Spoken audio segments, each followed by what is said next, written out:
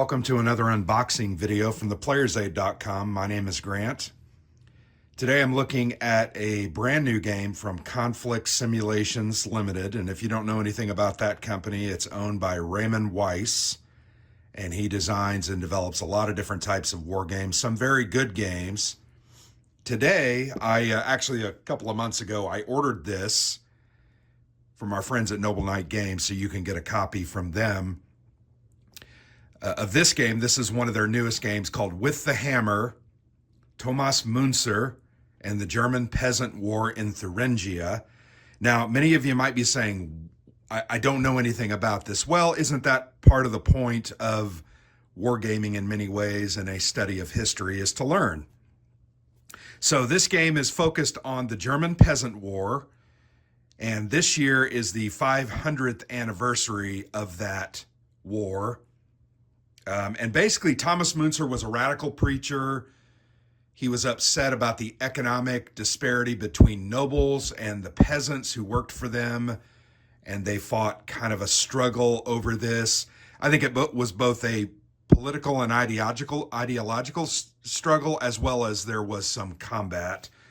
But the game is designed by Ray, and it is developed by Fred Serval. And yes, this is the Fred Serval who has done A Jest of Robin Hood, Red Flag Over Paris, the same French designer there. So very interesting looking game. This is a boxed version, and it is one of the nicest games that I think CSL has ever produced because it has a lot of wooden components and pieces and just, I think, looks very, very interesting.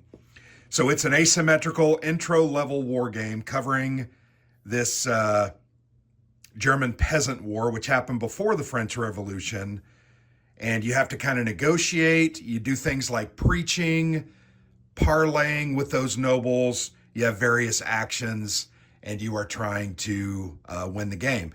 The game, I don't know that it has a solitaire mode, but I think it is solitaire friendly.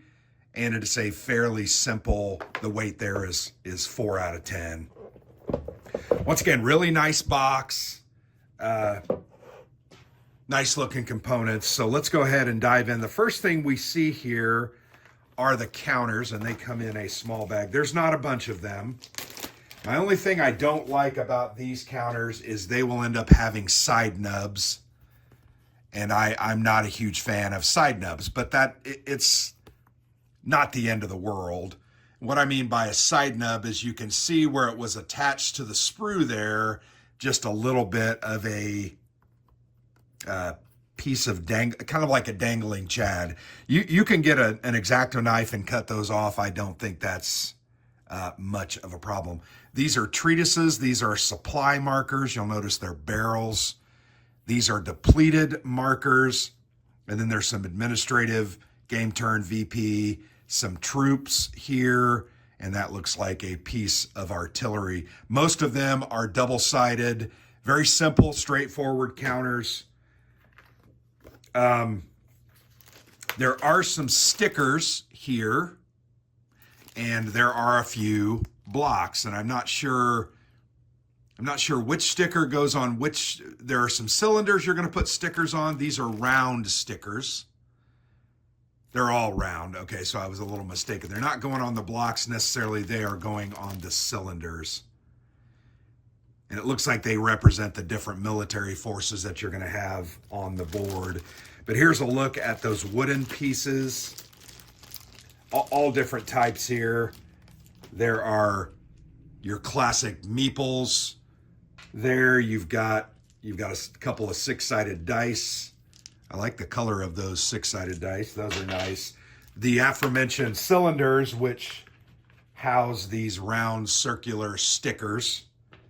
There's a couple of blocks.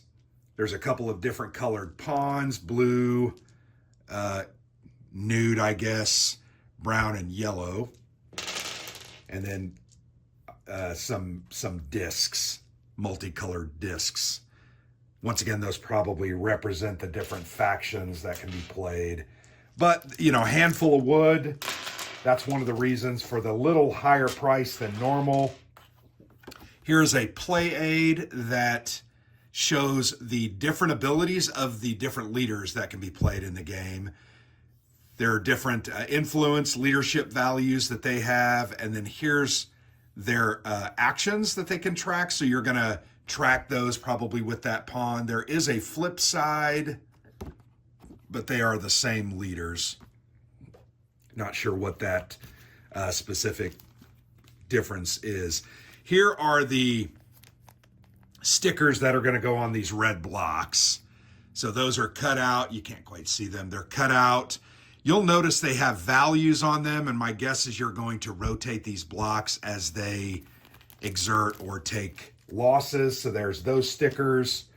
There are a couple of different types of cards and size of cards. First, let's look at the tarot-sized cards. These are nice and big. And of course, I'm going to have some trouble getting them open. Why do they wrap these so well? I think I finally got it started, but I'm probably going to damage the cards. I should have got a knife. Be careful when you open these cards because you don't want to damage them. There are 4 of these kind of tarot-sized cards, kind of cool. Looks like they're starting forces for the different factions. Heinrich Pfeffer, Hans Zippel, Bonaventura Nerschner, and Thomas Munzer.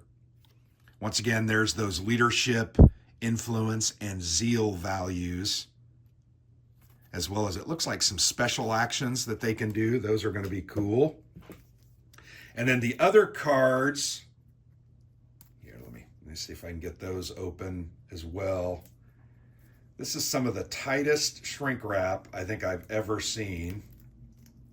And you know, the purpose of shrink wrap is to keep things contained, and that's what they're doing here very well. I can't get it open. Bear with me. You know the player's aid. You know what you get here.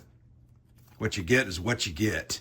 All right, nice looking backs on the cards. The same image as is on the cover, and these do appear to be, well, there's some historical flavor with some events or text, and then there are values here as well.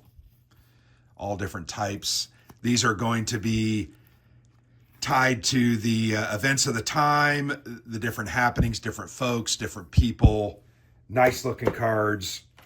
Here are the rule book. It's called the Player's Manual. It looks like there's about 15 pages. I really like the paper. There's some blank sheets at the end. Maybe you could take some notes. Here's the details. Ray Weiss, Fred Serval's the developer. Ilya Kudryashov did the map and graphics. Ryan Heilman helped with the manual formatting. Nice. And then there is a tabletop simulator mod if you're interested in that. Looks like they have some nice history at the back of this rule book. Maybe the last 5 or 6 pages are the historical background and designer notes. You have some optional rules that are appearing there. A list of the contents. Those are peasant bands, those stickers. And then these are noble armies. Propaganda, what's depleted, what is not. Your different actions, your setup. Nice looking rule book. I like the way it looks. Here are those different actions I had mentioned. You got preach, raid, parlay. Maybe there's another one that inspire, move. So those are the different actions you can take. Victory, the peasant reaches 20 VP is a victory. 2 out of the 3 noble armies are eliminated. All numbered locales are under propaganda. That's how the peasants are going to win. Nobles are going to win. They reach 0 VP, so they get the peasants to 0. 3 of the 4 peasant leaders are eliminated, and no more than 5 locales are under propaganda. But yeah, nice looking rule book. I really like the contents here. There is a player aid. It's single-sided, and it has the siege tables, freelancer placement chart, CRT, and the results, and the noble CRT, peasant and noble. And then it once again lists the actions that can be taken. The other reason for a little bit of a more higher price for this is it does have a mounted map board. I think that's nice. It adds to the flavor of the game. Very simple board. I'm going to go ahead and move that over so you can get a kind of a look and a feel for that. It's an area, kind of point-to-point movement, not area movement, but point-to-point from city to city or village to village. You've got some different starting points that are identified here on the board. General records track, and then your turn track. You're going to track VP and different things like that there. Yeah, you've got forest, very simple, kind of Spartan, but I like the way it looked, and I very much enjoy the colors and the style of the paper and the cardboard used, because it really, to me, throws back to 500, or harkens back to 500 years ago. I just think that's a nice touch. But there you have it. With the hammer, I think this game looks pretty cool. That's why I went ahead and ordered it and bought it. I've discussed this with Alexander. We're going to try to get this one played because I think it looks interesting. And I know nothing about this historical event, so learning about it will be part of the fun.